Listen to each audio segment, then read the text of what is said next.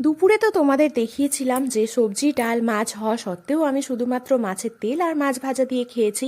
তো সেই সমস্ত খাবার দাবার রাতে রয়ে যাওয়ায় ডিনার থালিটা গুছিয়ে নিচ্ছি। প্রথমেই নিয়ে নিয়েছি ভাত, তবে গরম নয়। তারপরেই ছিল ডুমো ডুমো করে কেটে নেওয়া ফুলকপি আলু ভাজা, আর ভাজা দিয়ে খাওয়ার জন্য বানিয়েছিলাম পালং ডাল।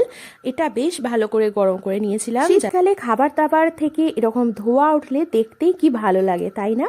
আর যাই হোক, সবশেষে ছিল কাতলা কালিয়া।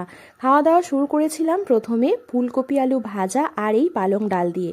আর এই যে পালং শাকটা না, এটা আমার মাসি শাশুড়ি নিয়ে এসেছিল বাজার থেকে। আমরা যতই কিনে খাই না কেন, নিজেদের বাগান থেকে টাটকা সবজি তুলে খাওয়ার স্বাদটাই কিন্তু আলাদা। এবার আসা যাক এই কাতলা কালিয়ার কাছে।